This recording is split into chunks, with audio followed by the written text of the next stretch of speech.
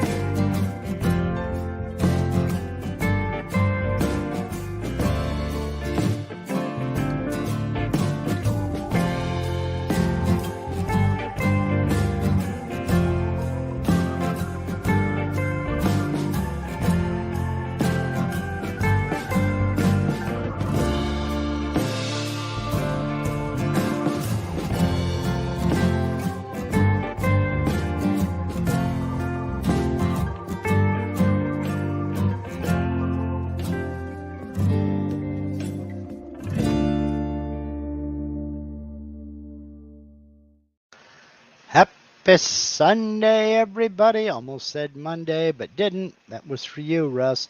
Welcome aboard. Thank you for spending part of your Sunday with me. Really do appreciate it. Today, we're going to carry on the discussion we started last week, as well as demonstrations.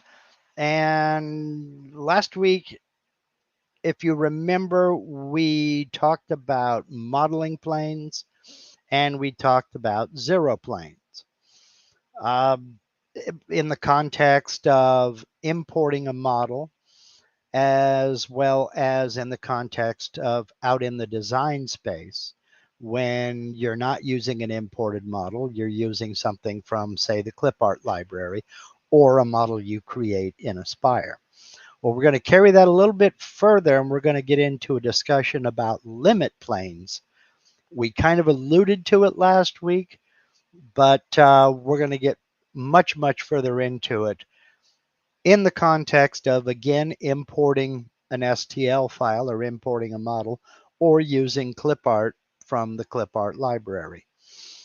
And I'll get into it a little bit deeper in just a minute. But first, I want to give a shout out to and credit where credit is due uh, to a longtime friend of the channel and the sponsor, MarkLindsayCNC.com. That is Steve Nealon. I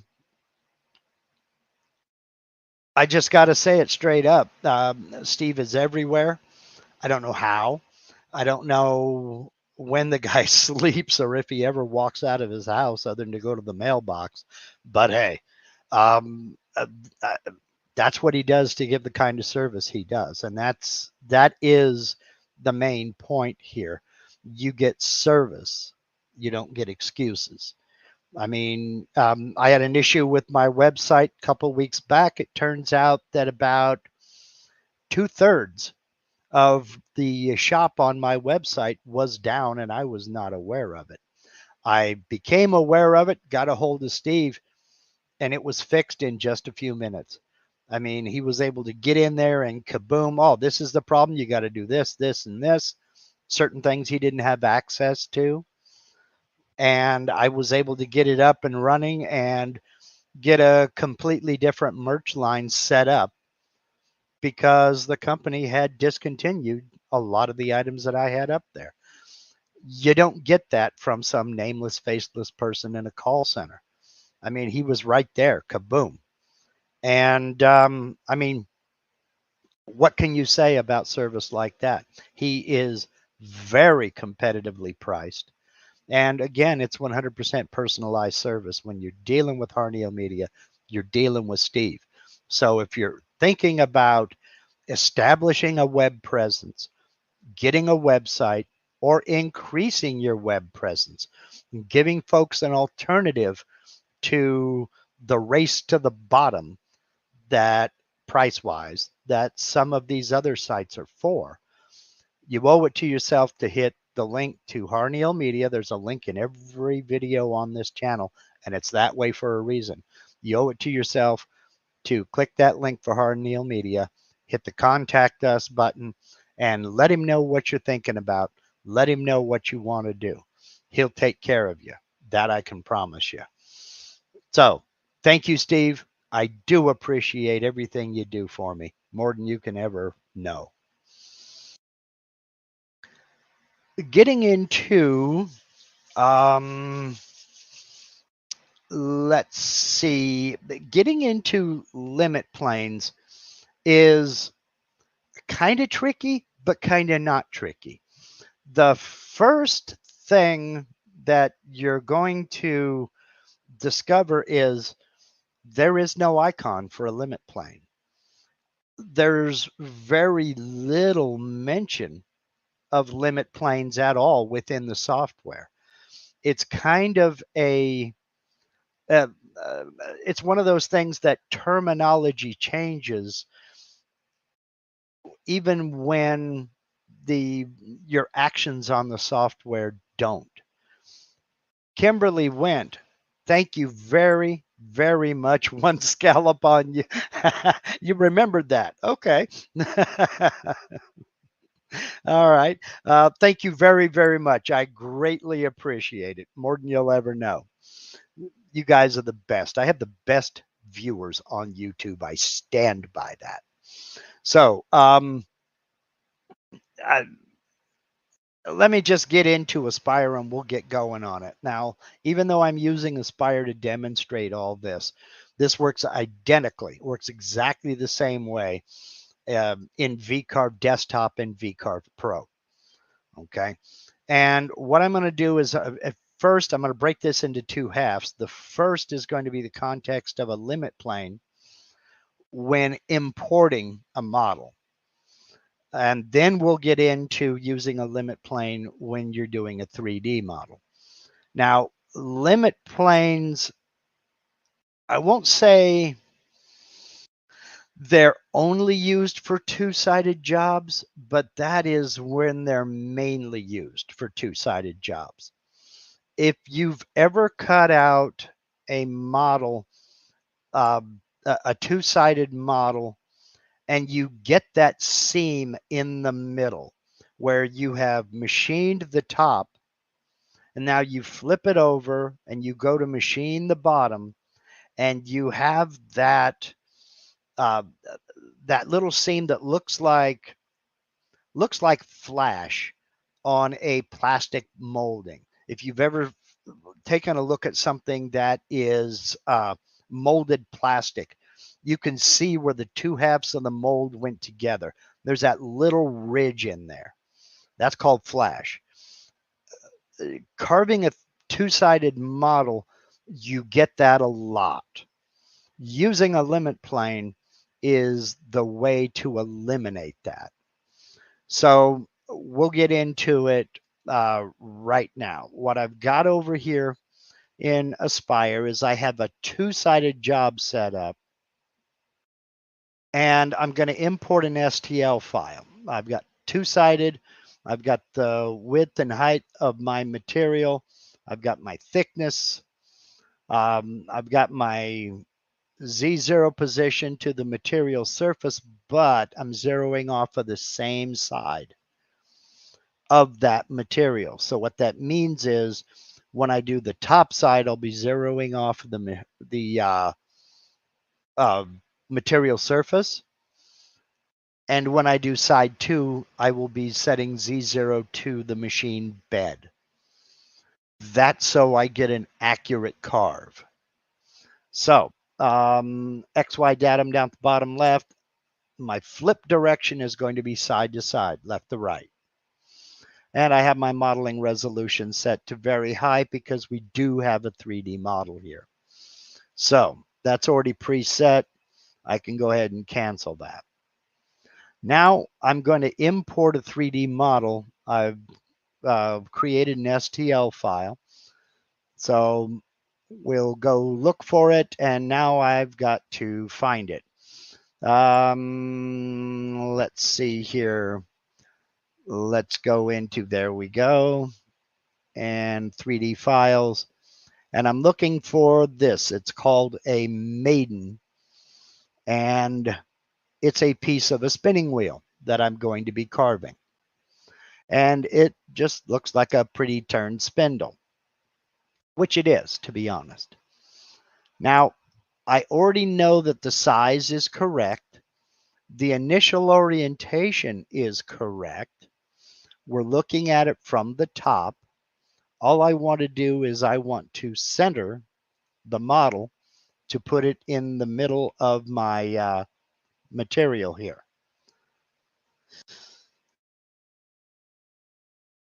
Excuse me.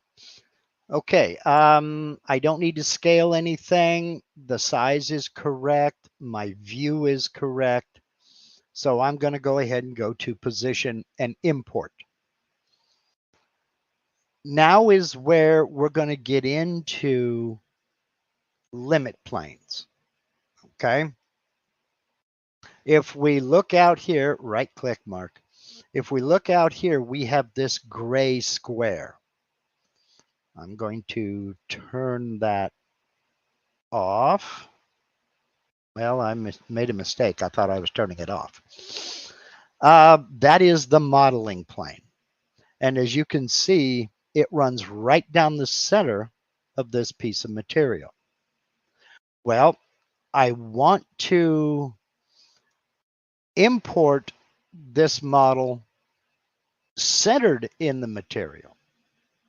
So this is correct. The placement in Z is correct. I do want it to create both sides. So I'm going to select that. And now is where we're going to set a limit plane. It's asking me about an overcut distance. Now, when I was talking about that flash on a molded plastic part, that area where you get the radius of the bit stopping right here on both sides, that overcut is what is going to cure that problem. It's what's going to get rid of that cusp or that jagged edge where the two sides meet. So I'm going to be carving this with a 1/16 inch tapered ball nose bit. So I'm going to want that bit to go past this modeling plane. I want it to carve beyond the modeling plane by at least the diameter of the bit. So I'm going to go, it's a 16th inch bit. I'm going to go 0.625 on my overcut distance. All right. Then I'll click import. And that's going to bring me in to my modeling space out here. Now I need to toggle that. It's getting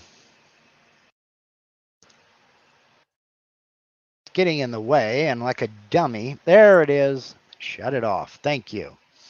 Okay, now let me take a look out here, and we can see something that's a little bit different.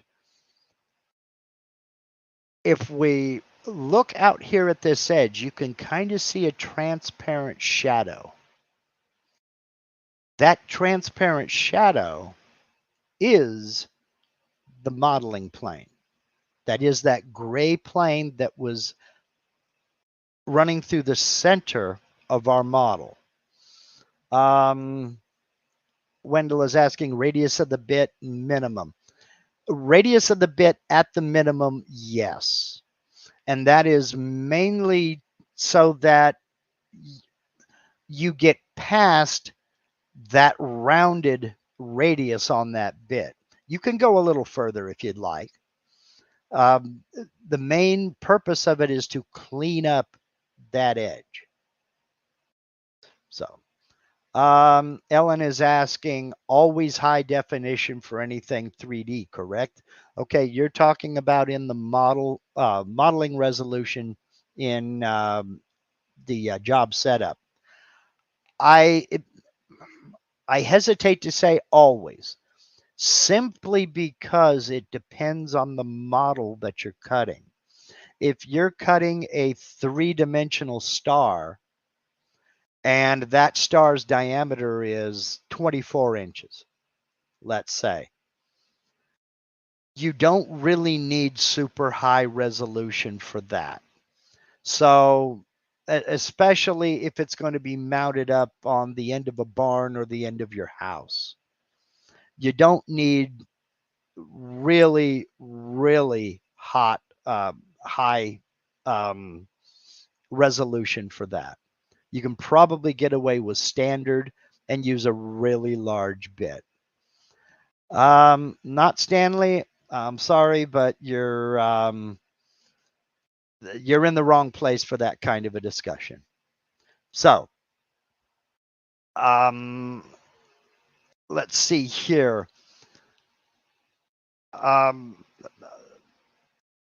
So I hesitate to say always high resolution.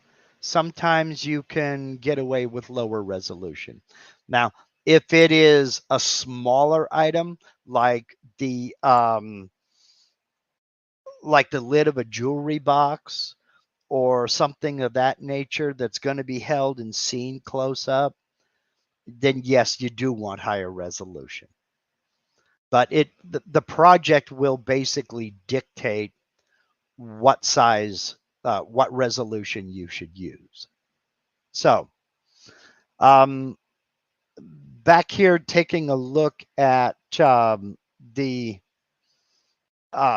modeling and limit planes here, this is what we're looking at. You can see right here, we've got this grayish transparency.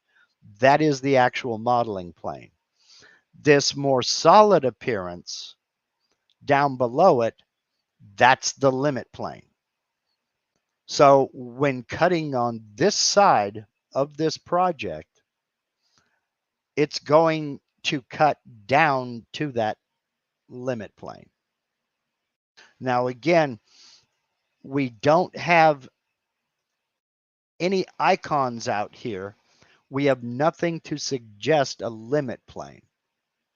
You're going to find limited information, no pun intended, about limit planes in the documentation. But that's what this is. This is simply a way to cut beyond the, for lack of a better term, the halfway point. Okay, let's go back up here to the top. And now let's take a look, go back into the 2D view. Let's flip over and take a look at the bottom. And if we zoom in, we see the same thing here. Okay, we have that transparent modeling plane, and then we have this limit plane down here. Again, be it on the top or the bottom, it's going to carve beyond this modeling plane, past this halfway point, from both sides, from the top and the bottom. Now, oops, yeah, we're looking at the bottom. Okay, now let's flip it over. Now we're looking at the top. Any model that I add to this, now I'm using I'm using the imported STL, but if I come over here to Clipart and I select, oh, let's go with our buddy Wally Gator here, and I'm going to spin him around, and let's just do 9 on the keyboard. Okay, we have to go to the 2D view then. All right, got him selected. Let's select 9, and let's drag him down this way so he's off of this spindle. We go back into the 3D view and we take a look at where he's placed. He is now placed on that limit plane. Are we seeing this? He's placed on this limit plane. He's not placed up here on the modeling plane. Now,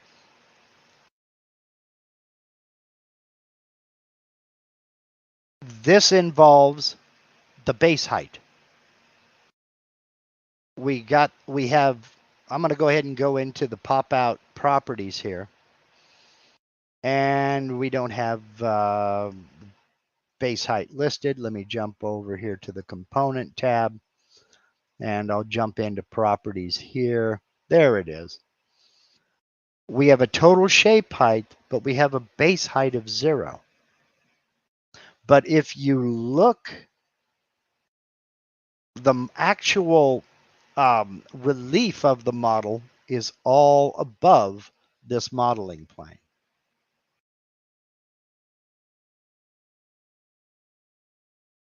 So, John Thompson says, if you use a tapered ball nose, is there a possibility of the model being cut slightly smaller than you want because of the wider part of the bit going past center? No.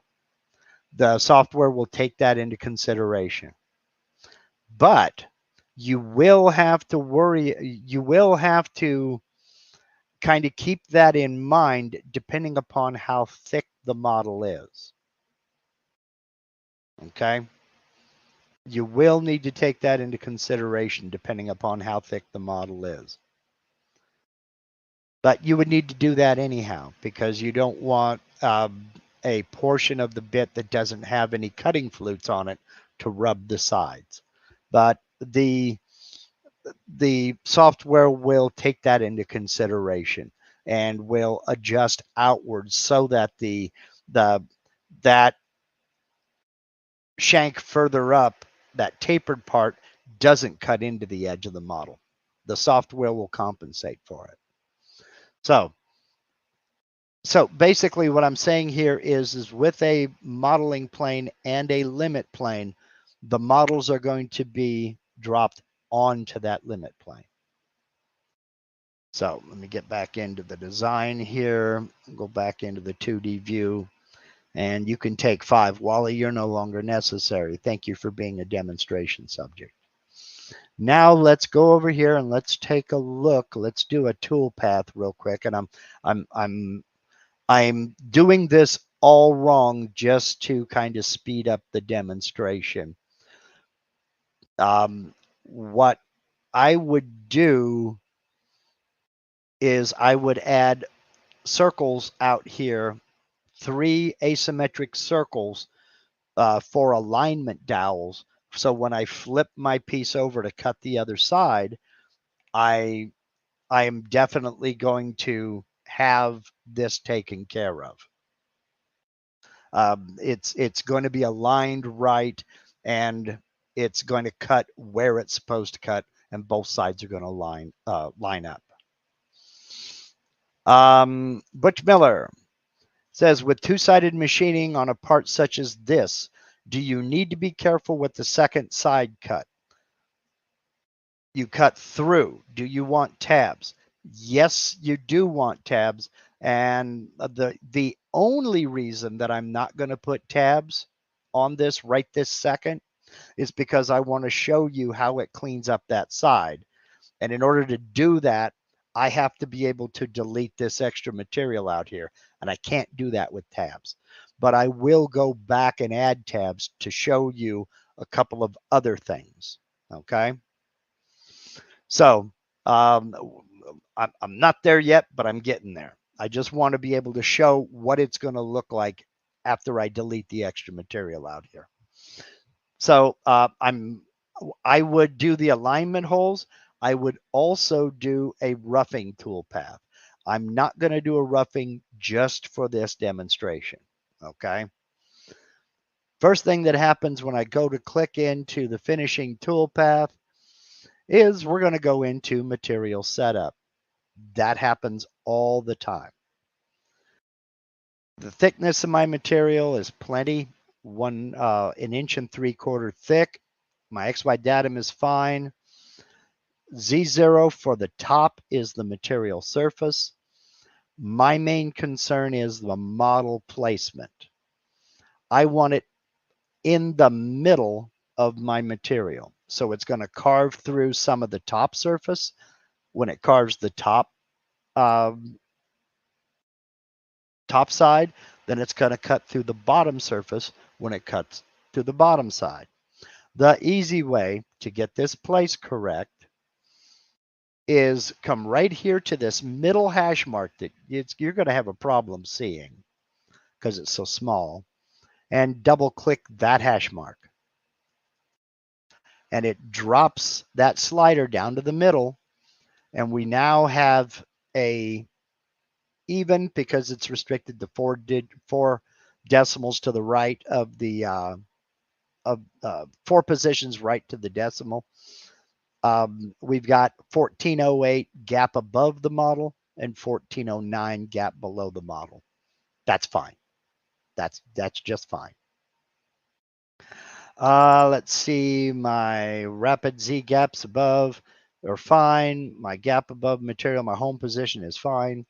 Click OK, and that'll put us into the tapered ball nose bit, or the finishing toolpath, where I'm going to remove that bit and I'm going to go with a, get down to my tapered ball noses. And there's my 16th inch tapered ball nose. And I'll select that. All right. So there are 3 ways that I can do this, or 4 ways I can do this. I can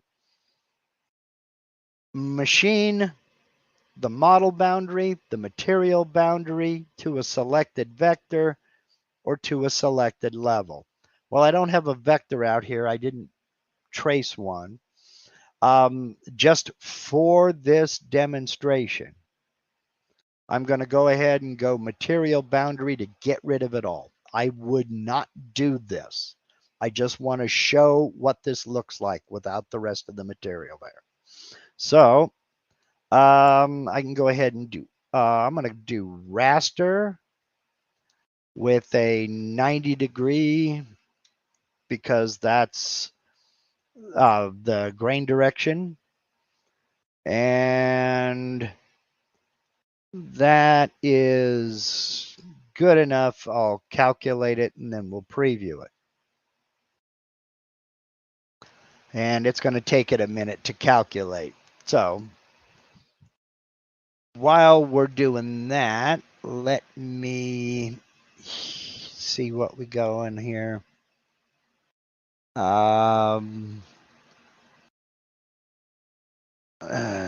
Let's see here. Well, don't have any other questions. We're doing fine. Wow, this is taking its time in rendering. So while it's taking its time in calculating the toolpath, wow. All right. I will get over here to Kimberly's question. Does anybody have a nice file for a cutting board stand? I don't know what type of stand you're looking for, Kimberly. If you're looking for a display stand, sort of like a plate stand, or if you're looking for just a stand to put all your cutting boards in, while you're storing them. If you go over to a channel called MTM Wood, you'll find, and you'll have to scroll back. He has a video where he shows he makes it out of end grain, but you wouldn't have to. He shows a cutting board stand that he makes and sells, but he shows you how to make one yourself.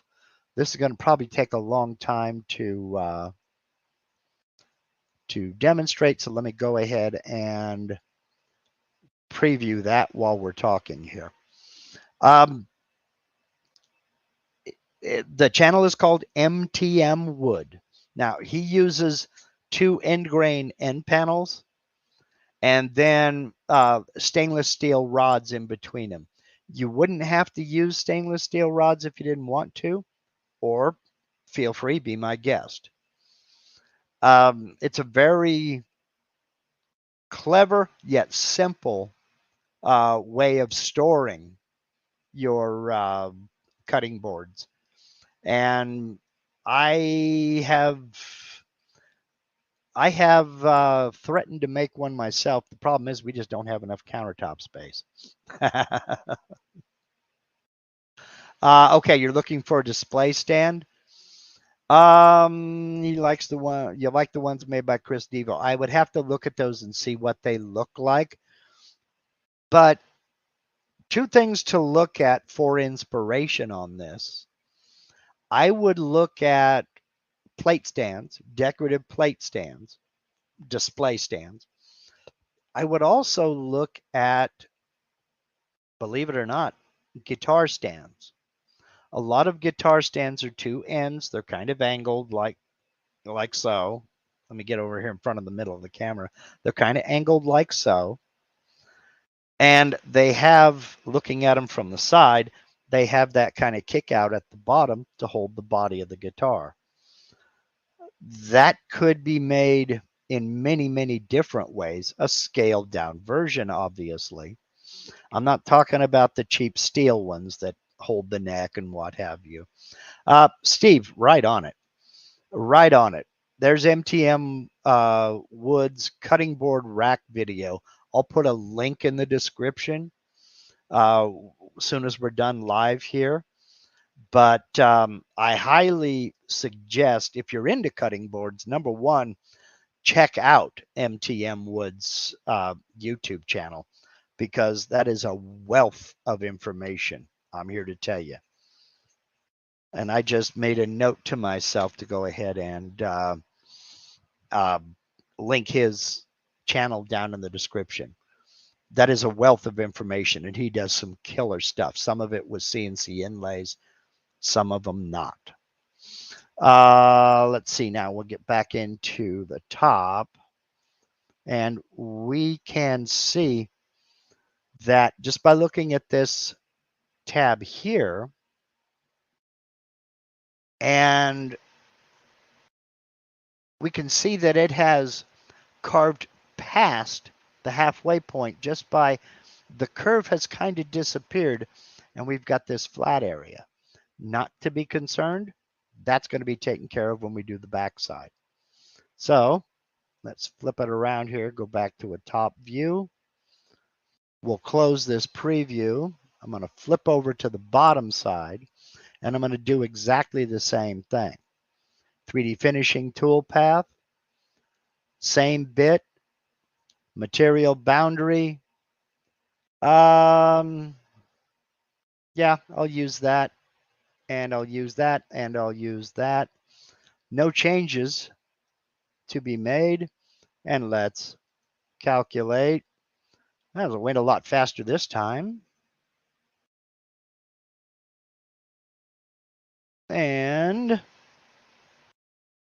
not quite. You can do it.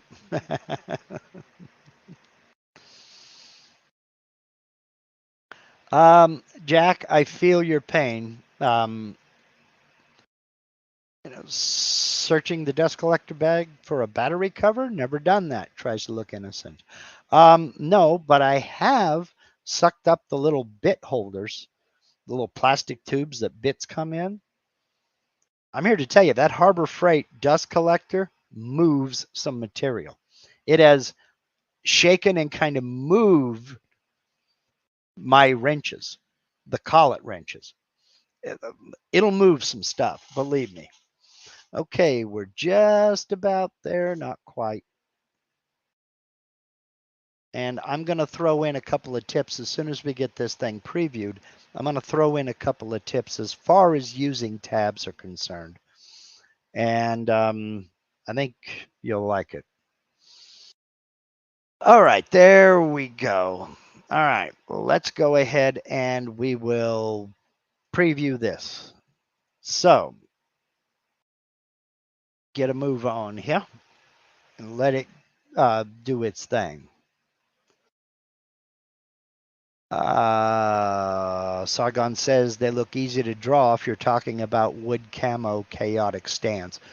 They're fairly easy to draw. It's kind of a it's kind of up to you as far as the aesthetic is concerned. Basically, what you're looking at is what style do you like? Do you want it to be minimalist, or is this something you're going to make out of acrylic, cut it out with a laser, and more or less just kind of disappear off into the background? We're talking about a cutting board stand. Or is this something that you want to feature or complement the cutting board you're displaying? If it is something along the lines of an acrylic one that's just going to disappear off into the background, I would say take a look at a plate stand, a plate display stand, and maybe modify those dimensions to where the legs stick out far enough to where you can place a cutting board in it for like photographs or what have you. So, all right, let's turn on both sides of this carving. And now I'm looking at the bottom. And I'm going to zoom in a little bit here. I'm going to look at the left side, zoom in, and there is no cusp. There is no radius. We have a little bit of pixelation where the two sides of the model meet, but it hasn't left that radius that would be formed by the radius of the two bits. So, and if I use the right control, we can look down here at this little tab that I put in the model. We can also see that it's nice and round. So we can see what that limit plane does on two-sided carvings. Now, again, if I were to actually cut this, I would put tabs into the, close the preview and go back over here. I would put tabs into this model. Make sure I'm on the top side, back into the 3D view. I need to jump back over here and make sure, okay, reset the preview on this side as well. It is reset. Okay, cool. Now, before I add tabs to this, okay, I'm going to come over here to my components tab, and I have 3 tabs here. I have 3, excuse me, not tabs. I have 3 levels. I've got tabs level. I've got the limit planes level. And this is one of the few times you are ever going to see the word limit planes within this context, within this software. Let's see here. MJ Jensen, would you use an offset from the actual spindle to speed up the rendering and actual carve? No, and I'm getting ready to show you that. Let's see here. Wendell says, when setting the second side to cut, is the blank raised up on parallels from the spoil board, so the first cut is not touching the spoil board? No, it's not. Again, that was just a real quick demonstration. The material is fastened flat to the spoil board. And because I set it up this way, the Z0 is set to the top of the spoil board. Okay. Now I'm going to demonstrate what I was talking about here as far as adding tabs and a little tip here. And this will help with your concern as well. I've got a level for the model, which is the maiden. I've got a level for the limit planes, which is the limit plane. I also have a level for tabs. That was added when I imported the model by the software. I did not create this level. It was added automatically. So now what I can do, close the properties, I don't need to go into the properties, is I can go back to my Clipart, and in VCarve and Aspire, you'll find 3D tabs.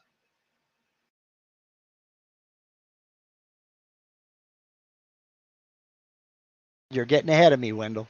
I'm fixing to fix that. I'm going to go with a 1/2-inch circular tab. I'm going to go ahead and double click to import one out here. Go back into my design tab, and I'm going to do this in the 2D view simply because it's easier. So we can see the tab right here. I'm going to drag it down. There we go. And I'm going to tap the number 9 on my keyboard twice. Each time I tap it, it's going to rotate that tab 45 degrees. Now I'm going to come right in here. I'm going to grab it and I'm just going to overlap this little area right here. Okay. Then I'm going to hold down Control and Alt. Control to make a copy and an Alt to keep it on this plane.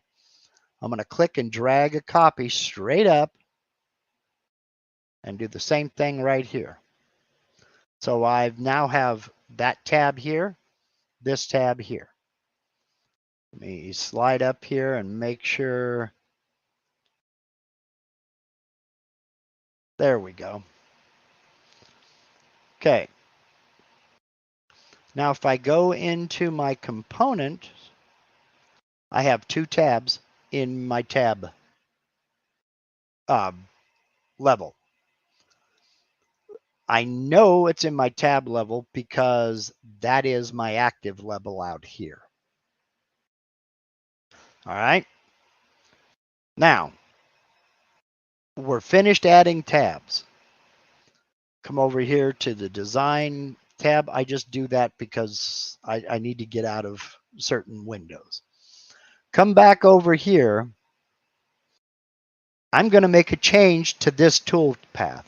The only change I'm going to make is my machine limit boundary. I can, again, machine to the model boundary, the material boundary, the selected vector, or the selected level. I'm going to click the selected level, then I'm going to hit this drop down, and I'm going to select the model level. So it's only going to carve the model that's on that level. Okay? Now, I've got everything else is the same. Boundary offset's the same. Raster, 90 degrees, everything else. I'll calculate it. And the reason it takes so long to calculate and render is because I have a lot going on. But now you see how much faster that was. And now you see what area it's going to carve. So now let's go ahead and preview this, get it running. And you'll see what I'm talking about.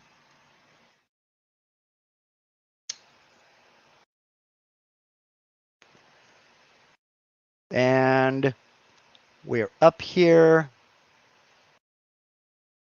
It cut that little bitty tab that I added as part of the STL file, but it's not carving the tab out here. Now, I forgot to do something. I'll do that as soon as we get back. As soon as we get finished here, rather. And I'll go back and check it out. A lot of people don't even realize that that levels thing is there. And that is one good reason to use separate levels and machine to separate levels. So now when I rock this back, I have my flat surface that can now be flipped over and the other side carved. Okay.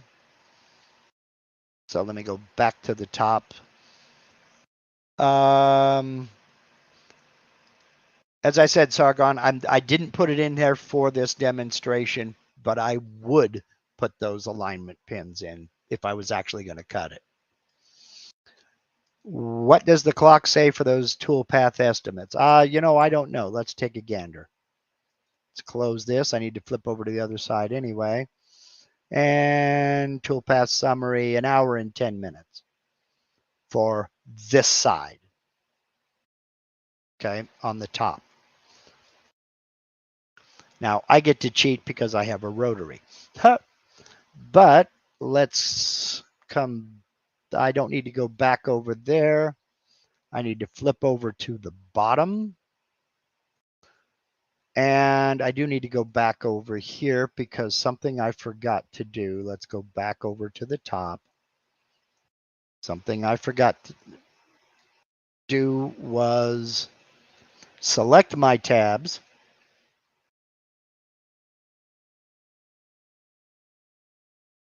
right click, copy to other side. And it's going to put those tabs on the other side of this exactly lined up with these. Okay, now I can go back over to the bottom, look at my 3D view, go into the components. We're looking at the bottom, and there are my tabs. All right. Now let me jump back over here. We'll do a finishing toolpath. And again, I'm going to the selected level, that level being the model level.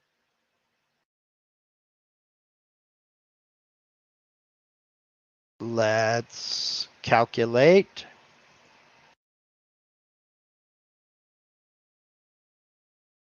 And 8th Center wants to know, now that you open up that question, does doing this on the rotary actually carve quicker?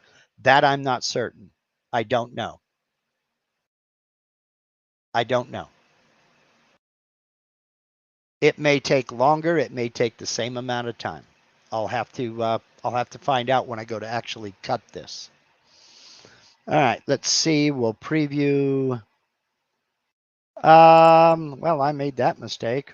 I shouldn't have done a new toolpath. I should have just recalculated the one I did before. But doesn't matter.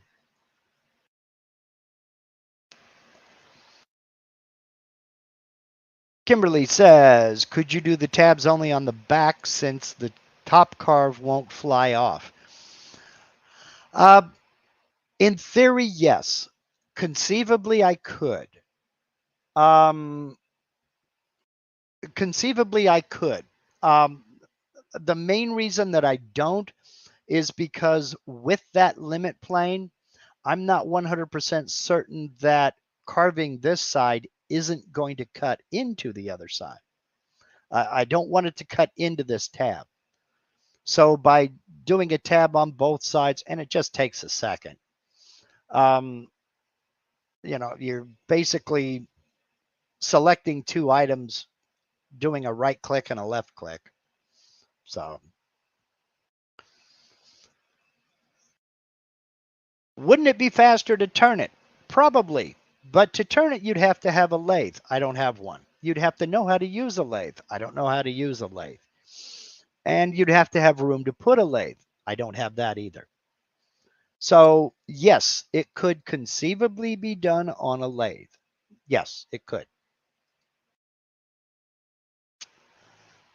But here we have the finished part as a two-sided job, and we don't have that radius, that ragged edge right here, because both sides cut below the modeling plane.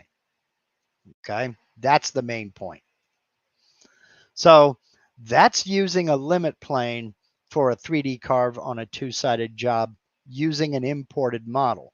Again, the limit plane is added during the import process where you cut both sides, or excuse me, you import both sides and you set an overcut distance. And the overcut distance should be at the minimum the diameter of the tool. Now, I saw Dwayne Ruthig comment up above here, and Dwayne is an absolute genius when it comes to this stuff, and you guys will see why I say that next week. Trying to find it. Dwayne, you had commented on there it is, for a 1/8 inch bit, 0.125, he uses an overcut distance of 0.135. So yes, definitely beyond the radius of the bit. But you also have to remember that it's going to cut through the material by the time you do both sides. And if that's perfect, then perfect. So Yeah, Dwayne says another thing is you can do something else while the rotary is turning. Yes, certainly could. Okay. Todd for Freedom says, I missed the Q&A on the fourth axis video. Wonder if I could ask a few questions. What's the best way to PM you if it's all right with you? If you go to the About section, if you go out to my main channel page, right below the banner, you'll see a little description that says, I'm just a goofball in a shed, which is true. And click More. You'll have to do a little checkbox to prove you're not a robot, and you'll find my email address. Feel free to send me an email if you'd like. So, let's see here. Yeah, there we go. All right. But yeah, Dwayne, that's a big part of it. You can do something else while this is carving on the rotary. And Mike says, and cut any amount identical.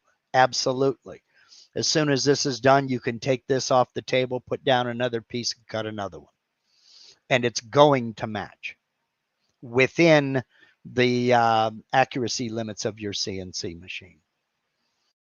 So that is using the limit planes when you are using an imported model.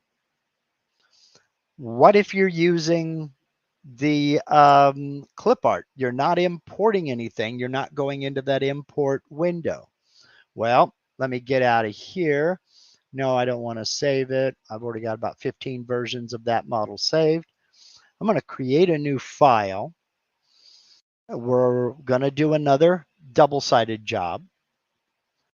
And we're going to make this one, let's go with 16 by 16. And I want it 1.5 thick. Again, I'm going to zero off of the same side. So on the top side, I'm zeroing off of the material surface. On the bottom, I'm zeroing off of the machine bed. Nothing else is going to change. Click OK. And let you catch up. There we go. All right, I'm going to go straight over to my Clipart. And I'm going to go into the decorative category. And I'm going to find, there it is, a decorative window 3D clip, which means the fact that it's a 3D clip tells me that this is Aspire only, and I apologize for this. I thought this was in VCarve as well. No matter, it works the same no matter what clip art you're using. Now I'll go back into my design, and with the model selected, I'm going to scale it up. I want it, see, this was 16 by 16. I want this 15 by 15, just for giggles. And I'm going to turn off Auto Scale Z. I want to be in control of how thick this is. So we'll apply. And now we have a pretty big piece. We'll close. And now I want to get into this component. I've got it selected out here. Right click, go into properties. Now is where I want to set my height. It's my material's 1.5 inches thick. So I'm going to set this to 0.7. I want a nice thick piece. Okay. And we'll close it. Now, if I look at this in the 3D view, I have my modeling plane right here. I have no limit plane. What I want to do before I do anything else, I want to right click on my level and insert a new level, level 2. And I'm going to rename this rename level, limit plane. Okay, I've made limit plane active by clicking on it, and I can tell right up here, the limit plane is active. I'm going to come back over to my design tab. Now in VCarve, you would just click on this icon right here, create a zero plane. In Aspire, this will create a flat shape, or you can press and hold Shift, then click it, and that'll create a zero plane. So I have my zero plane here. If I go to the Components tab, it's on that limit plane level. Now what I want to do is I want to select,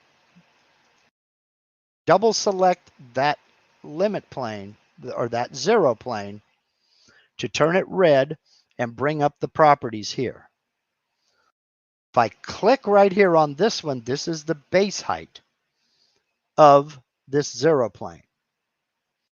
And you can see my cursor is highlighted down here. I want to go 0.0625 and tap enter. What I've just done is I've just moved the base height down here. Okay? That should not be add. My combine mode should be merge. No, it shouldn't be merge. Take that back. It should be add. You're right. Okay, there we go. Now, if I pull back out here, let me right click my zero plane, go into properties and make sure that I've got this right. I've got a base height of 0.0625. That's correct. There is no shape height. We're good. Okay. Now I need to click off to deselect, select my window model, just the window model, not that modeling plane or that limit plane. Then right click, copy to other side. The reason I'm doing it that way is because from all outward appearances, it looks like this is a symmetrical design, but I know my luck. Let's go back up to the top here.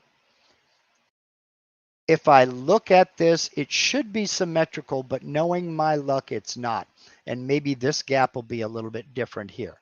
Or maybe this diameter is slightly, it's not perfectly round over here. Or something else of that nature. Okay? So I always just copy to the other side. That keeps me from having any issues with alignment.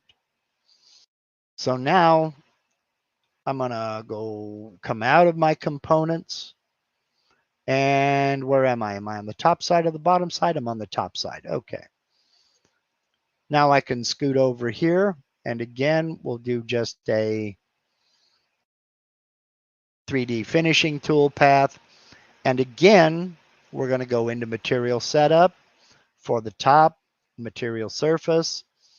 I've got a very slight gap below model, so I'm going to double click to put it right there. So I have a carve through a little bit of the bottom surface and the top surface to get to the model. That all looks good. Click OK. And once again, I'm going to go down to the level of the model, which is level 1. I didn't rename it. Whoops. Okay. There we are. We're good. And again, I would do a roughing toolpath, but what I'm going to do is calculate that.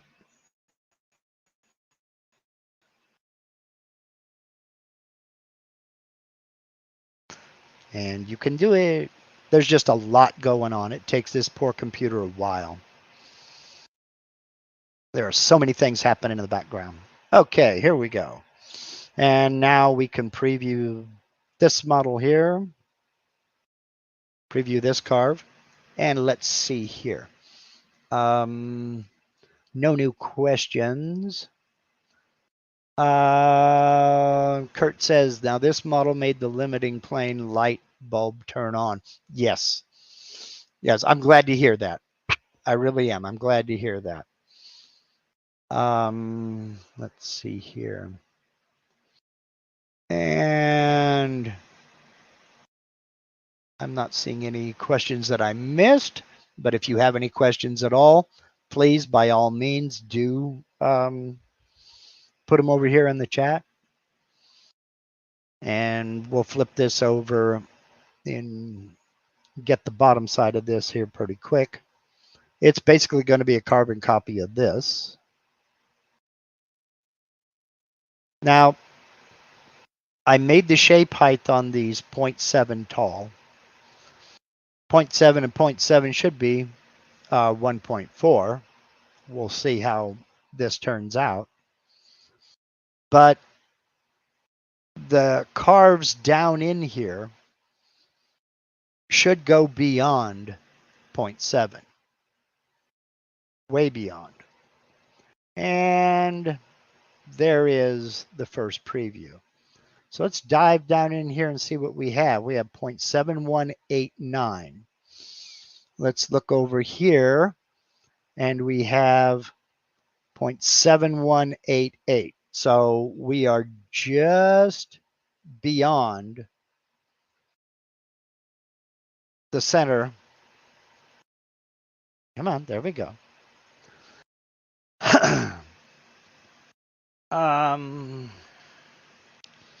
See, why is it carving like that in sections? I'm not going to pretend to understand why it does that, Brian, but I have tried. In fact, I did a video on it and I'll look for it. I've tried in the 2D view with vector selection order.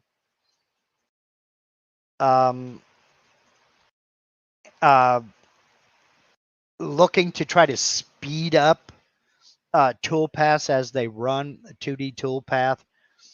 And basically what I found was by changing the order in which I selected the vectors to be carved, or I changed start nodes, start points, and tried to make it flow as seamless as it could, the software always came out with a faster carve time.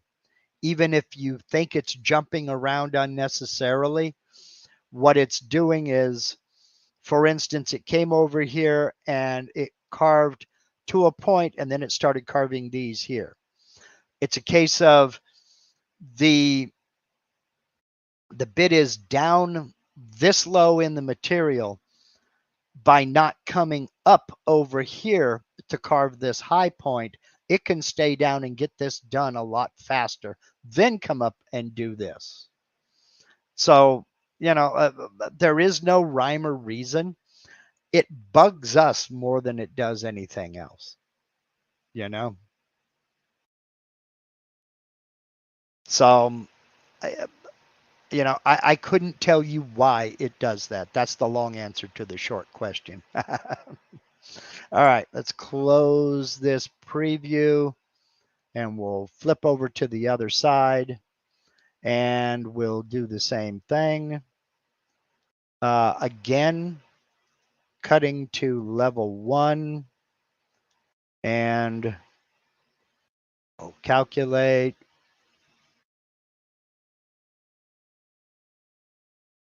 And it'll take it a minute.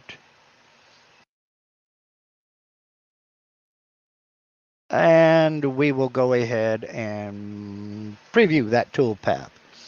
Let's see here.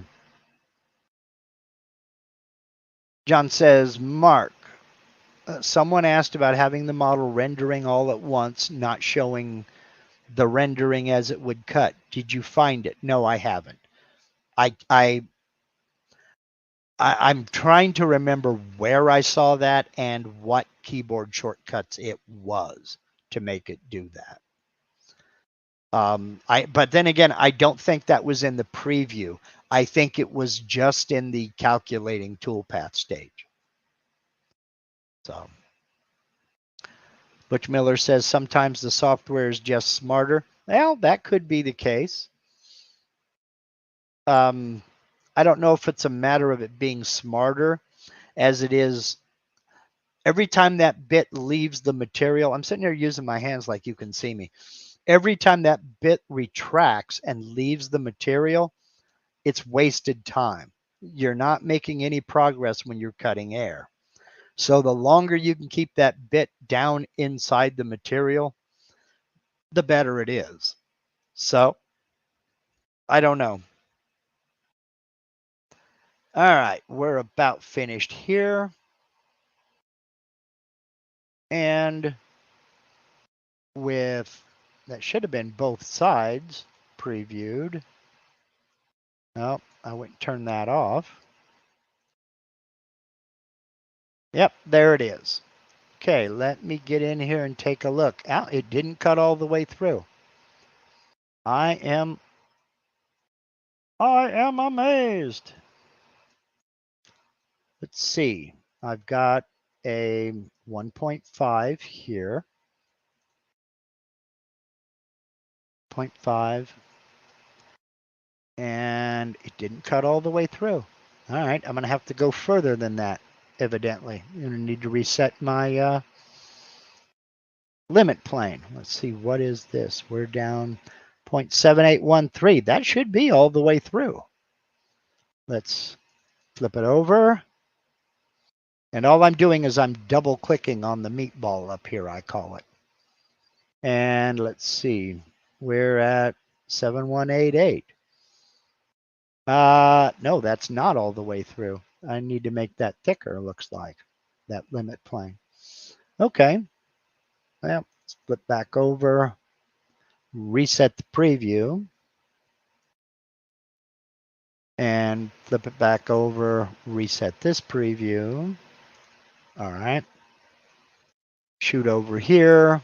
I love it when I have issues.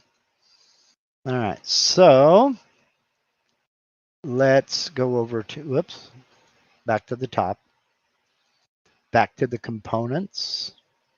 Maybe I didn't do this correctly. Combine mode, should that be merge? Let's look at the 3D view.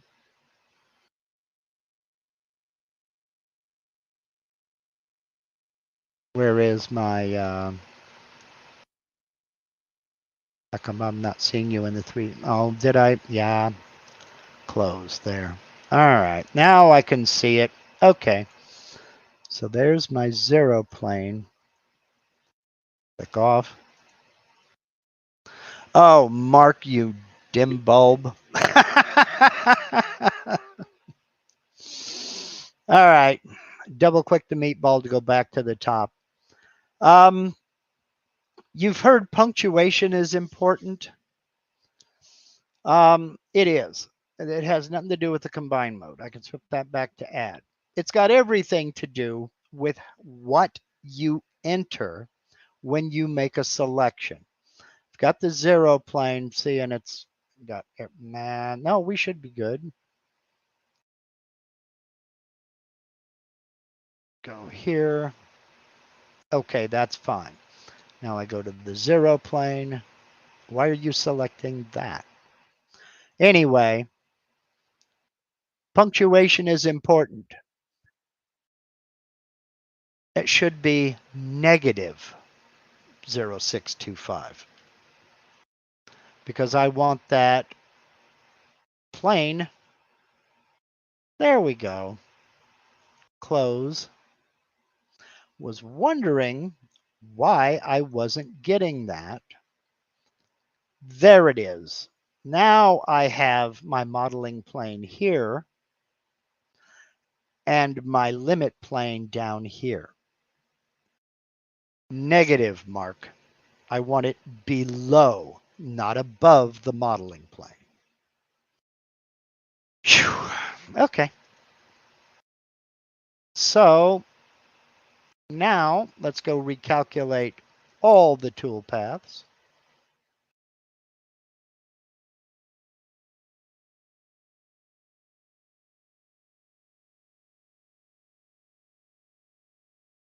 Try it again, Rabbit. The right people will get that. And then we'll preview all sides, and it'll take it a minute. And again, this is just this poor computer with so many things running in the background. So we'll go into, wow, preview all sides. So yeah, negative 0.0625. Okay. Sam Spade wants to know, when you have multiple similar jobs, does the machine cut one completely, requiring multiple bit changes? Or does the first bit go to each job and cut it out before stopping for a bit change? Interesting questions.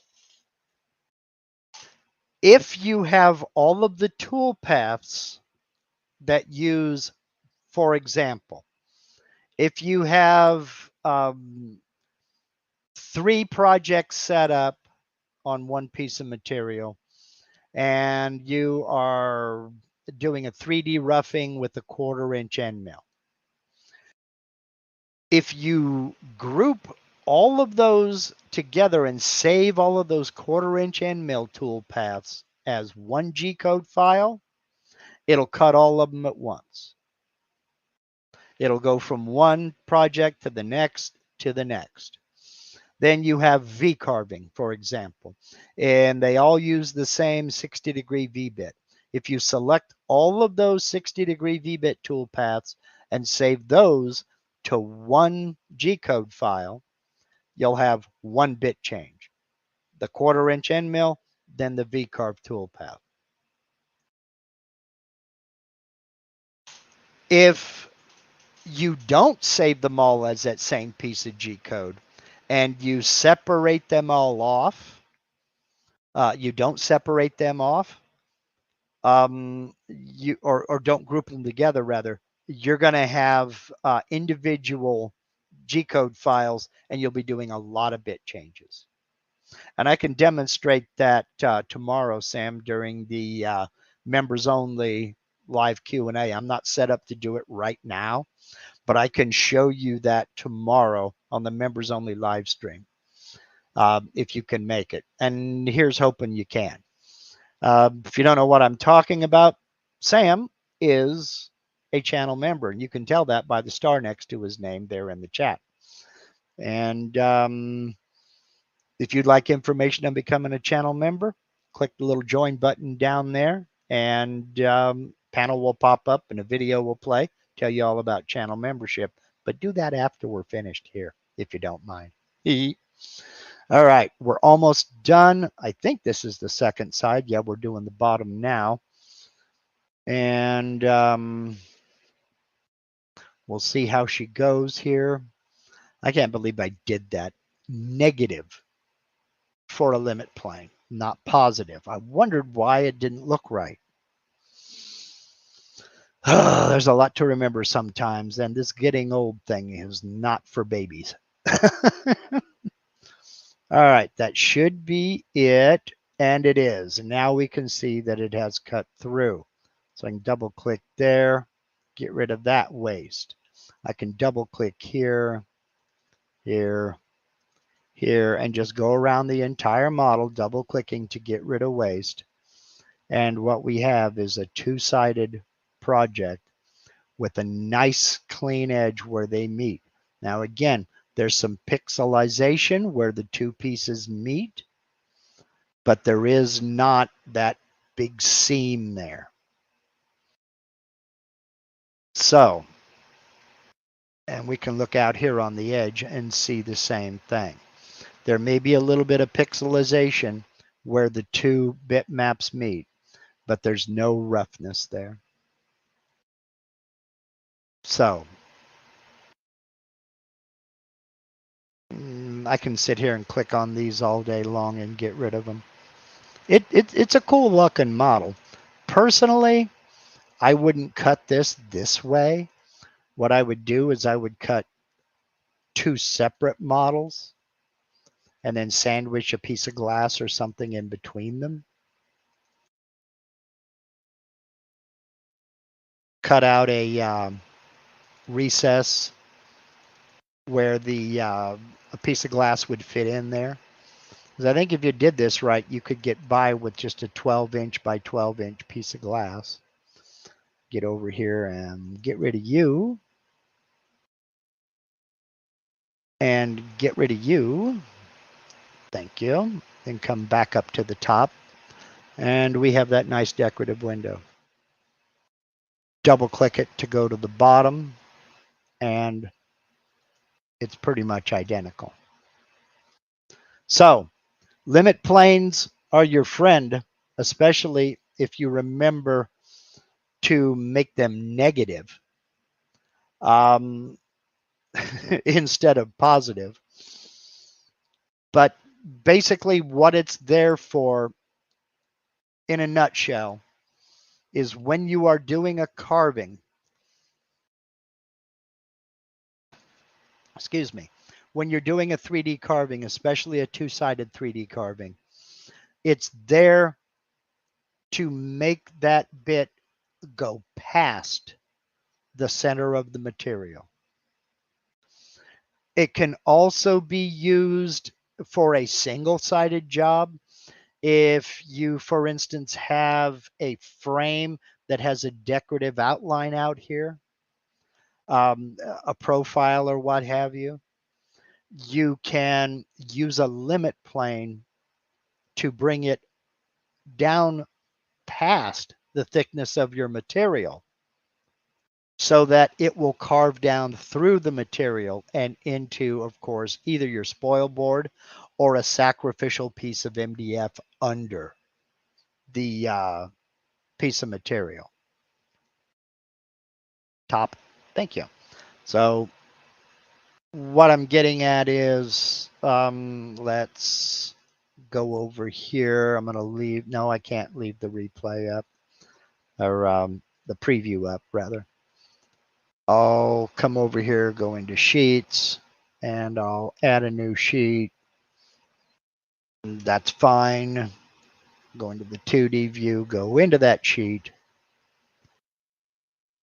I say, there we go, go into that sheet. And we go down here to the clip art. Let's look at the decorative. Thought we had some frames. Yeah, probably down here. Yeah, there's a frame. Let's just look at this here. I don't know if this has any decorative elements out here or not. Yeah, it does to a point. Okay. So for this one over here in the component tree, for sheet 2, I'm going to add another level, insert new level, select that level. So I'm working in that level. And again, come out to the design tab, hold down shift. And I've added now a 0 plane. Let's select it. Click on this icon. And again, we want to go negative 0.0625. Makes all the difference in the world. And now I have that limit plane below the modeling plane. Now, back into components, and let's select this. That I'm going to need, let's bring up my base height. And I'm going to bring it up to 0.125. And no, that was a mistake. This is what I need to bring up. the overall height. Let's make that 0.375. Oh, come on. I know you don't like double. I don't know where that 9 came from. I must have fat fingered it. Enter. Okay, there we go. Click off, go back to the top, and now if I go to cut this out, I'll want to put something sacrificial under here. And fasten my material down, because when this goes to cut out, it's going to cut beyond the surface of the material. Okay? It's going to cut down to this limit plane.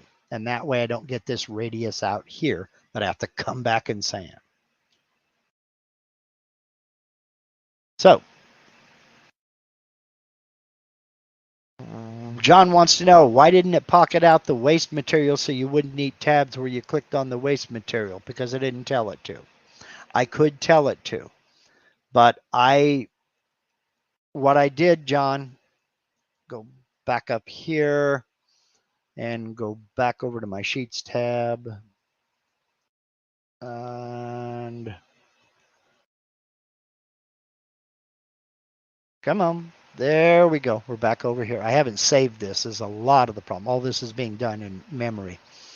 When I set up my finishing toolpath, I didn't create any vectors or get it to pocket any of this out. I carved it to the selected level. Okay. I carved it so it's only cutting the model that's on that level. It's not touching anything here. I could pocket this out, but that would include, and there's nothing wrong with doing it that way. It's just a lot more machine time. I could pocket out these areas here, draw a vector around it and pocket out these areas, and then come do the model. But again, you're just adding machine time. So this was more to show you the technique and show you what you get when you 3D carve to a level. It will not cut out any of the tabs that you have there holding it in place. It won't carve any other artwork or any other models that you have there. If I just have this level selected, it's going to cut what's on this level here. It's only going to cut that. There are no tabs in this to worry about, but it's only going to cut this model. If I have something else over here, it won't touch it. If I have something over here, it won't touch it. So, okay, I was just worried about the waste flying out. Yeah, definitely. You definitely want to take care of things like that. But again, I'm not actually going to carve this. This was more of a demonstration of the technique and how to get that bit to cut through here without leaving that cusp, that radius there. Let's see. In the 3D window, will the math functions work in the properties boxes? I don't know. Let's find out. I'm going to do it on the other sheet. So let's go over here because I made a mistake with this one. I clicked on the wrong box. So let's go in the 3D view. We'll zoom in. We'll select the frame. And up, up, level 2. No, I want to be in this level and select that. Okay. So, all right. I've got my base height here. I've got my shape height here. I've got my total height here. If I want to add 1/8 of an inch of base height to this, let's say. So let's go. We've got it at 2056. Let's go plus 0.125 equals. Yes, it works. Okay. And let's go here.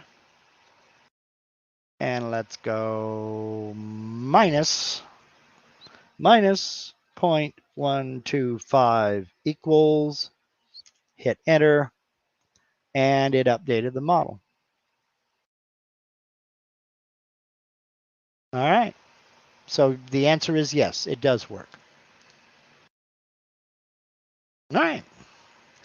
See, Kimberly says that wheel would look nice filled with a color shift epoxy to look like Notre Dame's famous rose window. Yes, it would.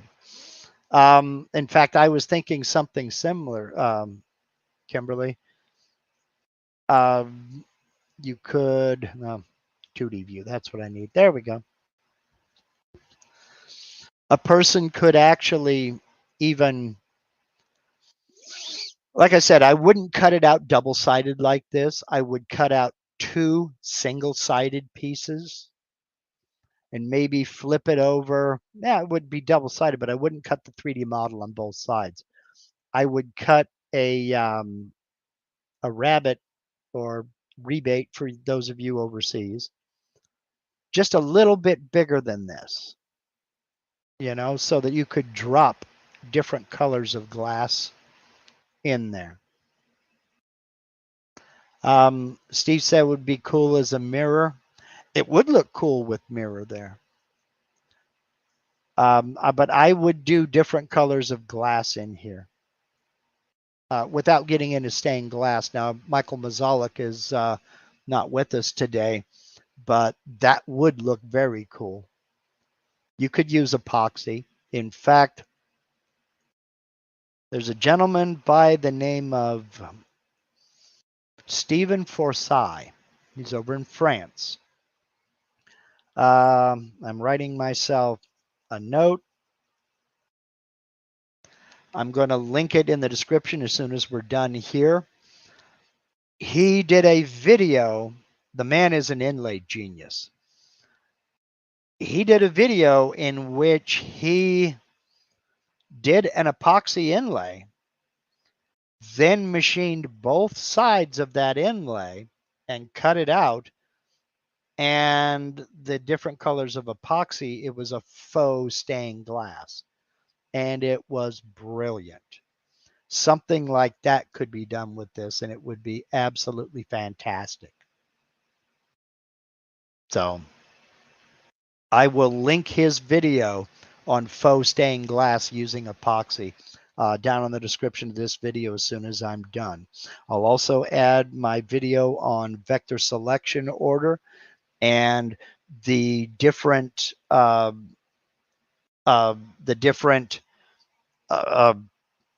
the way the vector selection order affected the machining time.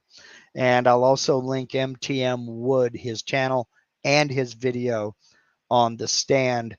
I now get, Kimberly, that you're not looking for that kind of a stand. But yeah, I'll go ahead and put a link to that video anyway, because we spoke about it, and I'm sure somebody out there would like to see it. So, let's see here. I could see taking the wheel, doing a glass in the middle, and Sam carved designs as well. Yeah, that would look cool. That would look very cool. And Brooks Martin says Steven's techniques are incredible. Yeah, the guy is. He's really, really, really an intelligent person, and some of his projects are just amazing. So, let's see here. Yes, you're right, Kimberly. Order of operations is critical. Okay, I'm going to go ahead and wrap this up. I'm not sure what I'm going to do next week, but I will have something special to show you. Got a package in the mail. Haven't opened it yet. You'll see that next week. Channel members know exactly what I'm talking about. Well, the ones who You'll just all have to wait and see. Channel members, you'll see it tomorrow, okay, on the members only live stream. Also, I need your suggestions. What else do you want to see? What else do you want to do? Next week, I'm not certain what I'm going to have for you, but I think I'm going to actually cut that spindle on the rotary. We'll see how well that works. I've got some other stuff going on in the background that I have to get taken care of. More on that another time. So I guess next week on both sides of the house, public side as well as members only side, it's going to be a wait and see. Here's hoping it's good though. If you don't know what I'm talking about as far as members only is concerned, members only live streams are every Monday evening, 5:30 Pacific, 8:30 Eastern, right here on this channel. If you go over to the community tab, channel members, here on my channel, if you go to the community tab, click that, scroll down a little bit, there's the link to the upcoming members only live stream tomorrow. If you don't know what I'm talking about, or you want information on becoming a channel member yourself, click that little join button down there. A video will pop up, and a panel will pop up, and a video will play. That's how that works. One of these days, I'll get it right. And they'll tell you all about channel membership. We have a great group of people that come by every week. We have the private Facebook group. We have the private chats. It's an absolute ball. So, wanted to say thank you to channel members. Thank you to you for spending part of your Sunday with me. If you have any comments, questions, concerns, demands for payment, put them down in the comments. That's where I get ideas for these videos. So, think that's it. That is it. I will see everybody next week. And until then, go do something cool. Get out there and get a little shop time. But take it easy because it's hot out there. Hydrate. Y'all take care. Have a good night. Have a great week.